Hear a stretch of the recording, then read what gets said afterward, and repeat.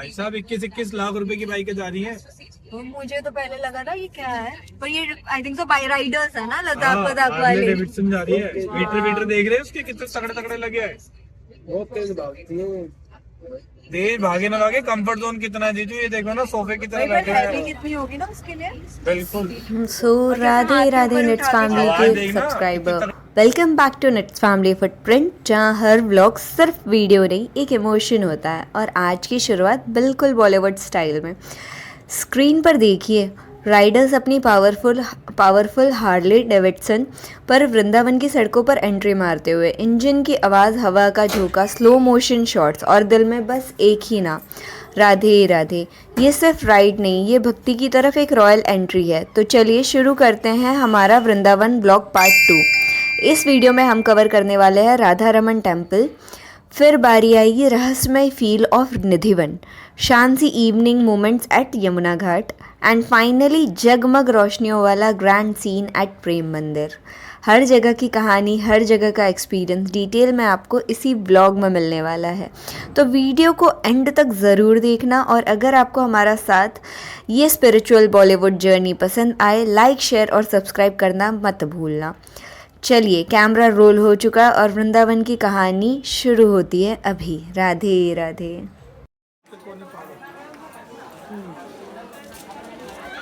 हम कहाँ चले अब?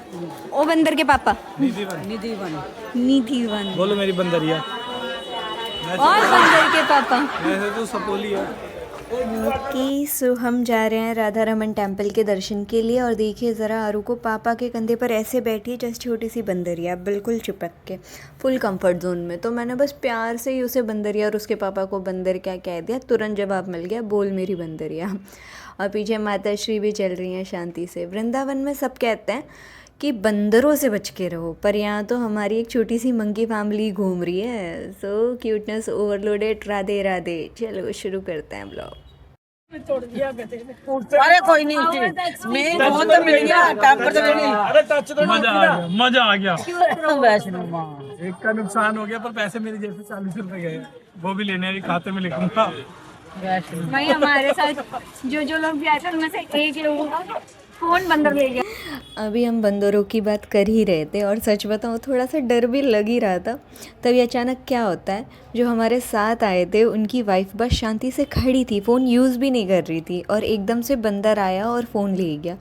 मैं वहीं खड़ी ब्लॉग बना रही थी, मेरा फ़ोन सेफ़ है, उनका फ़ोन चला गया। अब सीन और फ़नी हो गया, उनके हस्बैंड को समझ ही नहीं आया खुश हो या दुखी हो। पहले तो हल्का सा हंसे, फिर अचानक याद आया अरे यार नया फ़ोन तो मुझे ही दिलाना पड़ेगा। बस फिर क्या, बंदर के पीछे भागे फ़ोन लेने, और थोड़ी देर बाद मिशन सक्सेसफुल, फ़ोन वापस मिल गया। और हम सब ने एक लेसन सीखा, वृंदावन में बंदरों से प्यार भी रखो, पर डिस्टेंस रखना भी ज़रूरी होता है। तो फाइनली हम पहुंच गए हैं वृंदावन के दिल में, राधा रमन मंदिर में। ये मंदिर सिर्फ खूबसूरत नहीं बल्कि हिस्ट्री से भरा हुआ है। कहते हैं यहाँ के राधा रमन जी 16th सेंचुरी में स्वयं प्रकट हुए थे, और तब से लेकर आज तक उनकी सेवा परंपरा बिना रुके चल रही है। यहाँ का माहौल बिल्कुल अलग है, शांत है, पवित्र है और दिल को छू लेने वाला है।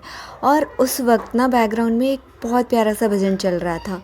पता है वो क्या था? मोहन के मन को लुभाई गई रे राधा गोरी गोरी। कॉपीराइट ना लग जाए। सच बताऊँ वो म्यूज़िक मैं अपने दिल में बसा के घर ले आई हूँ, आज भी रोज़ सुनती हूँ और तुरंत वृंदावन वाली फीलिंग आती है। हम भी दर्शन के लिए बहुत एक्साइटेड थे, पर दर्शन हो नहीं पाए क्योंकि बंद हो चुके थे टेम्पल्स वगैरह। थोड़ा सा दिल टूट सा गया, पर लगता है राधा रमन जी ने इशारों में हमें फिर बुलाया। चल जाएंगे। राधे राधे। हम जैसे ही निधिवन के गेट पर पहुंचते हैं, वहाँ श्रृंगार की थाली मिल रही थी। कहते हैं ये थाली राधा रानी के रंग महल में चढ़ाई जाती है, जिसमें चुनरी, चूड़ियाँ, सिंदूर, 16 सब श्रृंगार सुहाग के समान होते हैं। और सबसे इंटरेस्टिंग बात, लोग मानते हैं रात को ये श्रृंगार सच में यूज़ किए हुए मिलते हैं। तभी से निधिवन की मिस्ट्री वाली दुनिया शुरू हो जाती है। जैसे ही हम निधिवन के अंदर एंटर हुए, एक अजीब सी शांति ने हमें घेर लिया। यहाँ के पेड़ सीधे नहीं हैं, टेढ़े मेढ़े झुके हुए हैं, जैसे एक दूसरे को गले लगाकर खड़े हों। लोग कहते हैं ये पेड़ नहीं, राधा रानी की सखियाँ हैं जो रात होते ही जीवित रूप लेती हैं। सबसे ज़्यादा जो कहानी सुनी जाती है वो ये है कि शाम के बाद यहाँ कोई नहीं रुकता, गेट बंद हो जाते हैं और रंग महल में रात को भोग और श्रृंगार रख दिया जाता है। सुबह जब दरवाज़ा खुलता है तो प्रसाद छेड़ा हुआ मिलता है और पानी का ग्लास आधा खाली और बिस्तर हल्का सा बिगड़ा हुआ। सच क्या है किसी ने देखा नहीं, पर यहाँ आके दिल खुद कह देता है ये जगह आम नहीं। यहाँ हवा भी धीरे चलती है और आवाज़ अपने आप हल्की हो जाती है।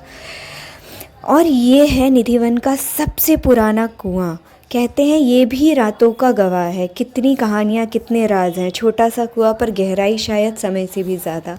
राधे राधे श्याम मिला दे। ये है निधिवन के बाहर का व्यू।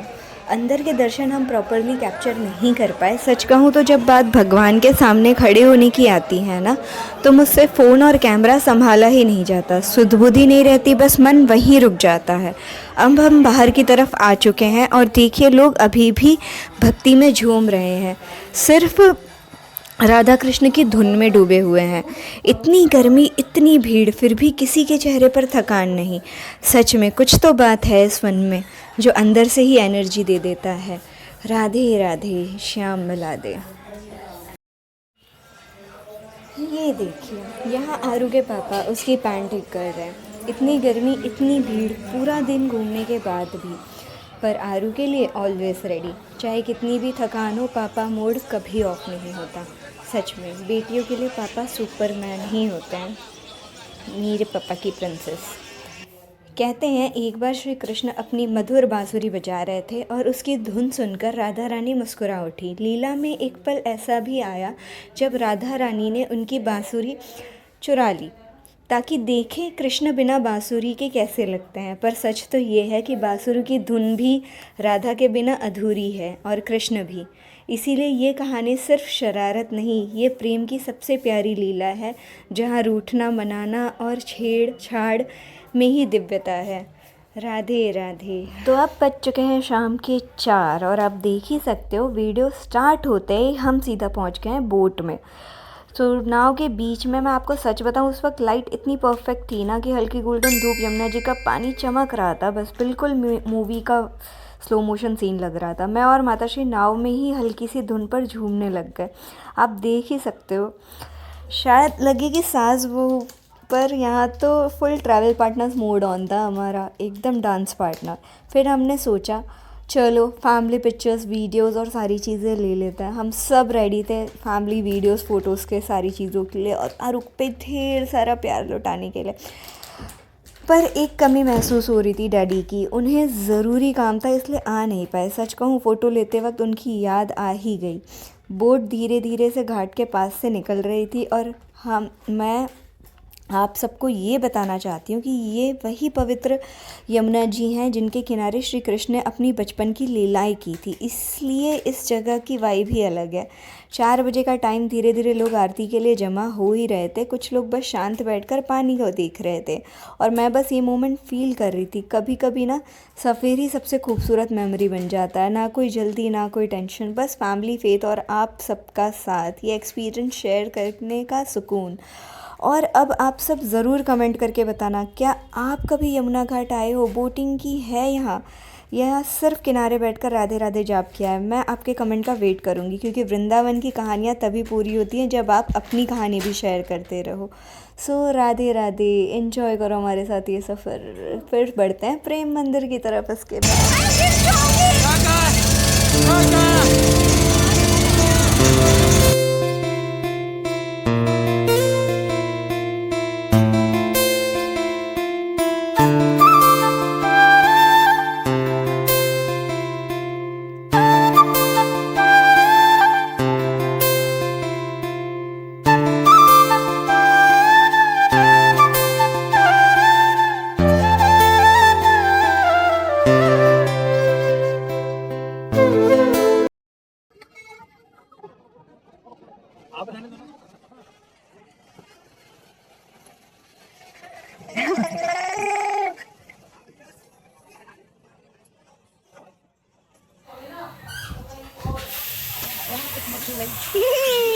तो हम चाय पीने रुके थे, आपने देख ही ली इस नटखट की लीलाएं।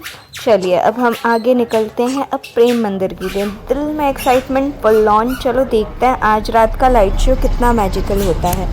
चलिए चलते हैं। जैसे ही हम प्रेम मंदिर के मेन गेट पर पहुंचते हैं, वहीं से रॉयल फील्ड स्टार्ट हो जाता है।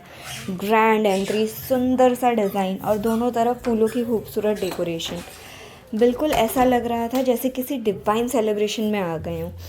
गेट के अंदर जाते ही सामने जो दिख रहा था सफ़ेद संगमरमर का भव्य मंदिर, शाम की गोल्डन लाइट उस मार्बल पर पड़ रही थी और सच में वो चमक ऐसी थी जैसे चांद ज़मीन पर खड़ा हो। कैमरा चल रहा था पर मैं बस रुक कर देखना चाहती थी।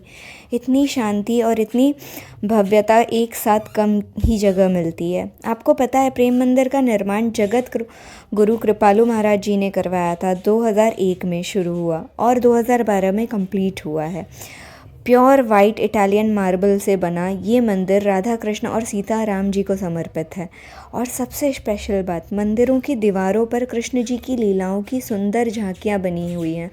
हर साइड एक कहानी, हर कॉर्नर एक इमोशन। ये सिर्फ एक मंदिर नहीं, ये सच में प्रेम का प्रतीक है। राधे राधे, शाम मिला दे। क्या फायदा तुम्हारे यादव होने का अगर हमें प्रेम मंदिर में वीआईपी एंट्री भी ना मिले? मेरे बाप का थोड़ी है तो यदुवंशियों का। है। कौन है ये लोग? कहां से आते हैं ये? तो सारे ये तो मेरे पापा को बताओ, यादव के घर की बहुओं के भी मुझे वृंदावन में भीड़ भाड़ से जाना पड़ रहा है। वो तो कृष्णा जी कहना थोड़ी थी। सच बोलूं, मैं थक चुकी हूँ। इतना चल लिया, इतने मंदिर देख लिए, पर दिल कहता है अभी भी कृष्ण नहीं मिले। वृंदावन अभी पूरा घूमा भी नहीं और आज ही वापस भी चले जाएंगे। मथुरा बाकी है, बरसाना बाकी है। जैसी कहानी आधी रह गई हो। यहाँ हर गली में लगता है बस अब मिल जाएंगे, हर मंदिर में लगता है बस एक दर्शन और। पर शायद वृंदावन एक दिन में नहीं मिलता, ये तो दिल से मिलता है और वक्त मांगता है। मुझे लगता है कम से कम 4-5 दिन तो चाहिए ताकि हर मंदिर में शांति से बैठ सकें, सिर्फ फ़ोटो नहीं पर महसूस भी कर सके। और बरसाना, मथुरा, उनके बिना तो ये यात्रा अधूरी है ना। बस एक ही दुआ है, जल्द बुलावा आए और अगली बार सिर्फ घूमने नहीं, रुकने आए, महसूस करने आए। आप बताओ, अगर दिल से वृंदावन, मथुरा और बरसाना के दर्शन करने हो तो कितने दिन का टाइम लेके आना चाहिए? कमेंट में ज़रूर बताना। राधे राधे।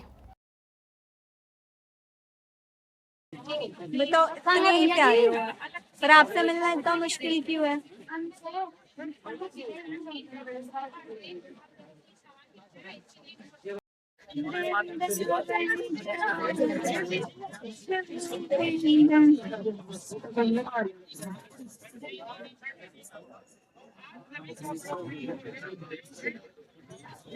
आज तो पकड़ो, मैं दाई बाबा बोल के ताकि अपनी बेटी को संभाल, लिखा है।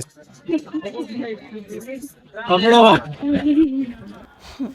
अब हम पहुंच गए हैं प्रेम मंदिर के ब्यूटीफुल से कॉरिडोर में। और सच बोलूँ, यहाँ आते ही थकान थोड़ी सी कम हो जाती है। लेकिन अब ज़रा आरू के पापा की हालत तो देखो। पूरी टाइम आरू को गोद में लेकर चल रहे थे और मैडम तो आराम से सो गई थी। चलते चलते बेचारे की कमर में दर्द शुरू हो गया और मुझे देख के बस एक ही एक्सप्रेशन, थोड़ा बैठ जाते हैं प्लीज़। हमने सोचा ठीक है, दर्शन तो दिल से करने हैं, जल्दी क्या है। तो यहीं कॉरिडोर में शांति से बैठ गए। आरू भी पापा की गोद में ही सो रही थी, इतनी क्यूट लग रही थी ना। प्लान ये था कि जब आरू उठ जाएगी तब उसे फ्रेशन अप करा के फिर प्रॉपर दर्शन करेंगे। तब तक ऑब्वियसली फ़ोटो सेशन तो बनता है।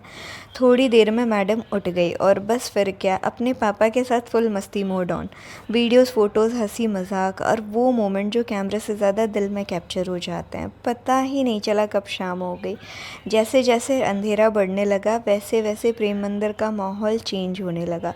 सच कह रही हूँ, दिन में जितना सुंदर लगता है ना, शाम को वो जगह जादू जैसी हो जाती है। लाइट्स जलती हैं, सफ़ेद संगमरमर पे रंग गिरते हैं और लगता है जैसे पूरा मंदिर ज़िंदा हो गया हो। उस मोमेंट पे बस एक ही फीलिंग आती है, थकावट गायब, सिर्फ सुकून। आप बताओ नट्स फैमिली, क्या आपने कभी किसी जगह को शाम के टाइम पे इतना मैजिकल फ़ील किया है? कमेंट में ज़रूर बताना।